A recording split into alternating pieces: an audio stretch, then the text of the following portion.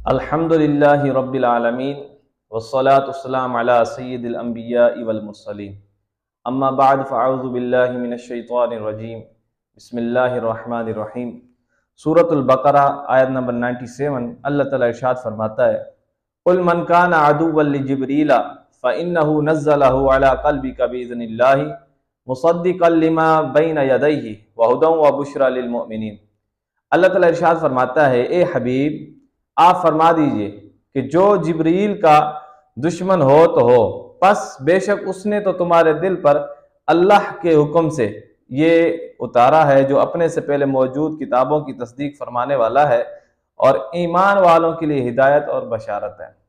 इस आयत करीमा का शान नज़ूल कुछ इस तरह है कि जब यहूदियों का एक लश्कर नबी अलैहिस्सलाम की बारगाह में आया और आके उन्होंने आप अलैहिस्सलाम से अर्ज किया कि आपके यहाँ अल्लाह ताला की तरफ से कौन सा फरिश्ता उतरता है, यानी वही कौन सा फरिश्ता लाता है।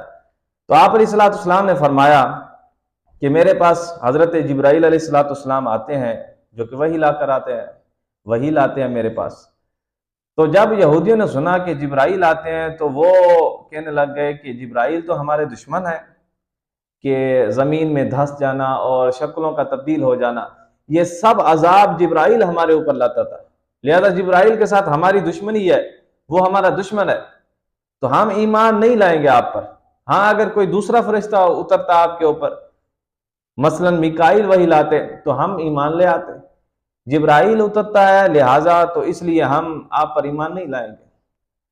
अब ये इनकी बदबख्ती थी, बदकिस्मती थी।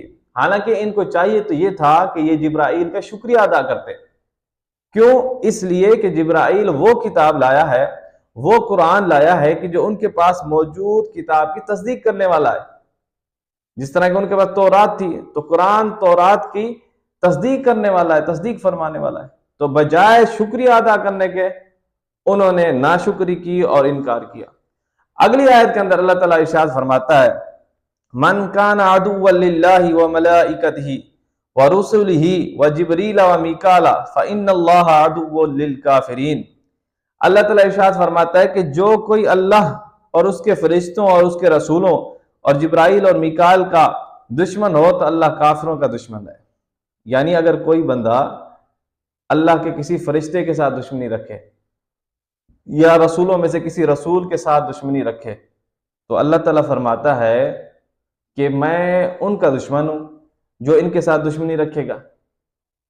यहां से इस आयत से यह मालूम होता है कि अल्लाह के प्यारों के साथ दुश्मनी गोया के अल्लाह के साथ दुश्मनी है। और हदीस कुदसी है, हज़रत अबू हुरैरा रज़ी अल्लाह ताला अन्हु से रिवायत है कि हुज़ूर अक़दस सल्लल्लाहु अलैहि वसल्लम फरमाते हैं कि अल्लाह ताला ने फरमाया कि जो मेरे किसी वली से दुश्मनी करे उसे मैंने लड़ाई का ऐलान कर दिया।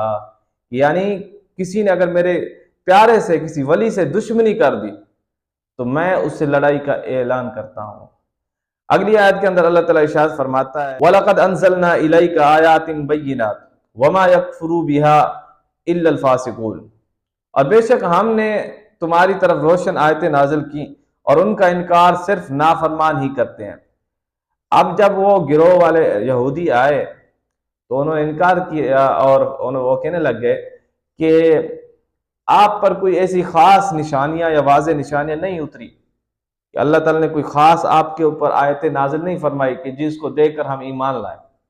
तो फिर अल्लाह ताला ने उनकी बात का रद्द फरमाते हुए फरमाया कि ऐसी कोई बात नहीं है, ए हबीब हमने तो आपको खुली हुई निशानियां दे दी है, हर चीज के अहकामात आपको दे दिए हैं और बयान किए हैं, तफसीलन हर चीज बयान की है, लिहाजा ये झूठे हैं, आपको हमने हर निशानी दे दी है, वाज़े निशानियां दे दी है। तो अल्लाह ताला ने उनकी उस यहूदियों की उस बात को अल्लाह ताला ने रद्द फरमाया इस आयत के अंदर।